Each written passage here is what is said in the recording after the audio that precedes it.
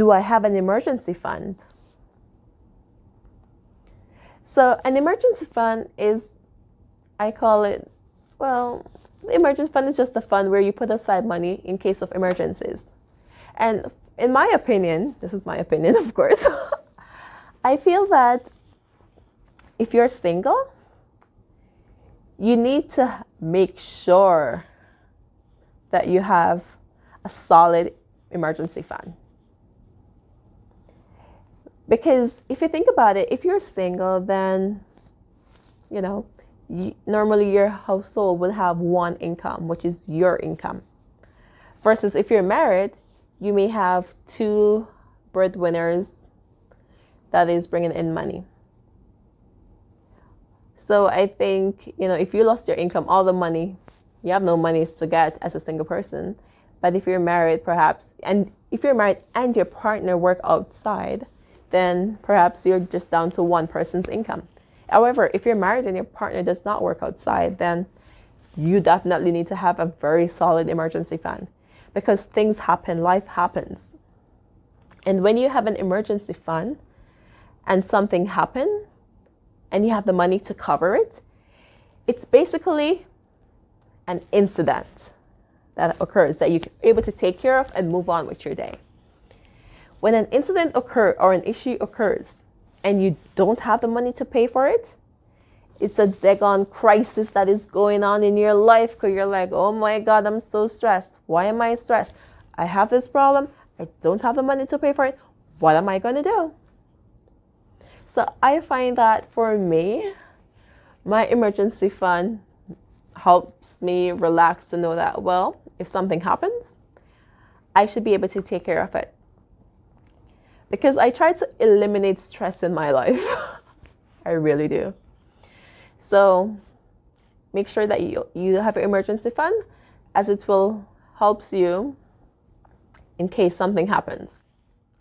Because if you think about emergency, they normally don't just, give you a 2-week warning to say, hey girl, I'm popping up, or hey boy, I'm on my way. It just happens. And as the CEO of your financial life, you want to make sure that you have a plan in place to take care of those incidents as they occur. So emergency fund is definitely important. The other items that you may need to consider as the CEO of your life is, do you have debt? And if so, what is your game plan to pay that off? Or what's your plan there? So for myself, I personally don't have any debt. I felt that for me, it would be stressful and it would stress me out. Just the way that my brain works, it would definitely stress, because I'll be thinking about it. Because in the Bible, it says that the borrower is slave to the lender. And I know that Bible passage from as a child. So growing up, I'm like, I prefer not to be in debt. So yeah. But if you have debt though, what is your game plan to pay it off? Or how are you planning to eliminate that debt as you go forward to not keep increasing that amount? What does that look like for you? Based on your game plan, when will you be debt free? Is debt free something that you want to do? You want to achieve? What does increasing your income look like to make sure you can pay it off faster, if that's what you desire? Are you planning to get a second job? Are you planning to create a product? How are you planning to manage that debt?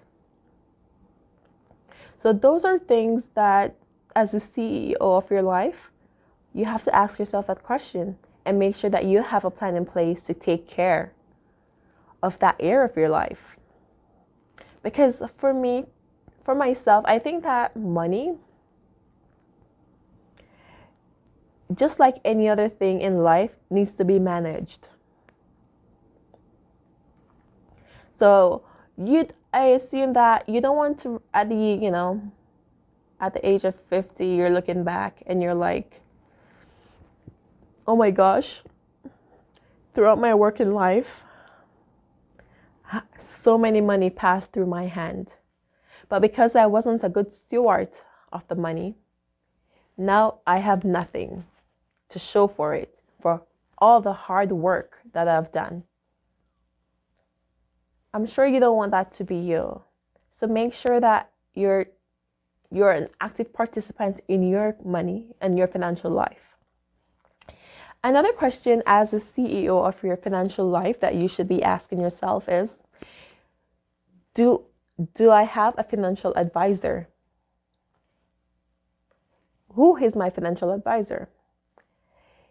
Am I an active participant in the financial decision in my life, or do I just pass that off to my financial advisor? My recommendation for having a financial because for myself, I do have financial advisors. However, I am very much involved in my finances though. So, for example, my financial advisor would say, hey, HSL, I have this recommendation for you. This is a stock. This is a history of the stock. What's your thoughts? Do you want to purchase this, or what do you want to do?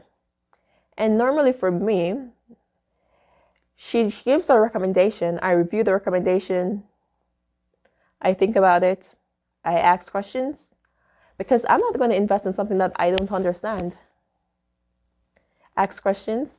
Then if I decided as the CEO of my life, that is the next right step for my financial department, then I'll go ahead and do it. So don't offset your finances for someone else to take care of. Be an active participant in your finances. Be a good steward of it. Manage your money appropriately. I'll end this video with a story that I heard from one of my friends that we were discussing managing money and finances with.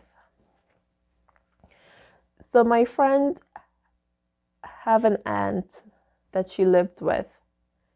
Her aunt is 65 years old. Her husband died. However, she's not able to, she has pension that is coming in from the government, but she's not able to live the life that she thought she would have lived at the age of retirement, because she didn't manage her money appropriately. So she was telling me about the story where her aunt wanted to get some drinking water because where she was living, the water from the tap wasn't clean, so normally people don't drink it. And her aunt was there waiting for the check, so she didn't have water for like 3 days, drinking water, because she was waiting for her check, her next pension check. And as my friend was telling me the story, I started I wasn't planning to cry or anything, but it was a very sad story. But tears just keep running from my eyes. And my friend's like, are you okay? Are you going to be okay? And I'm like, yeah, I'll be good. I'm going to be okay.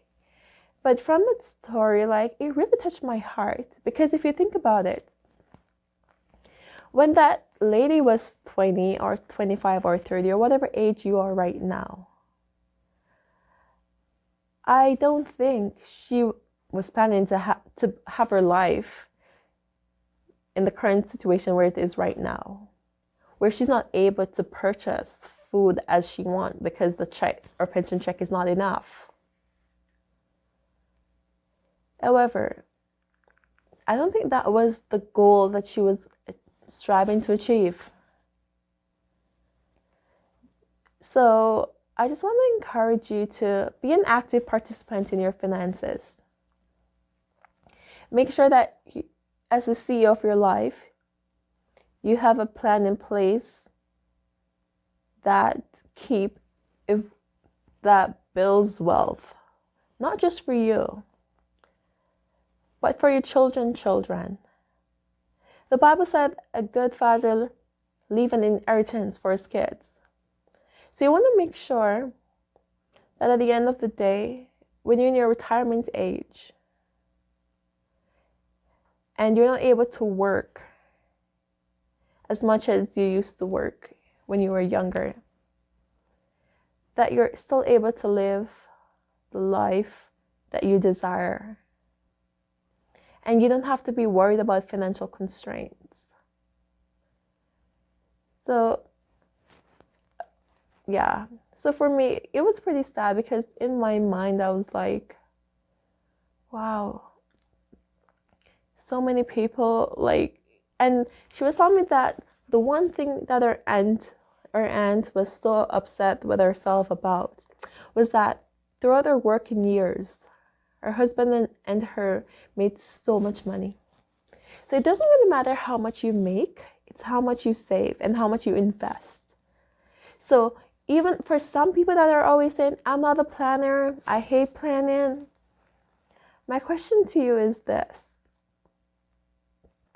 If you're not a planner and you have a job, how do you explain you being at the job at 8 o'clock if 8 o'clock is what you're expected to reach, to arrive? Well, if you didn't plan to be there, you wouldn't be there. You could be on the beach, sipping your coconuts, right? But you plan to be there. So this is my series on some of the decisions and things that you should consider as a CEO of your financial life. And hope you like this video. Have a great day. As always, success belongs to you. Take charge now. Bye.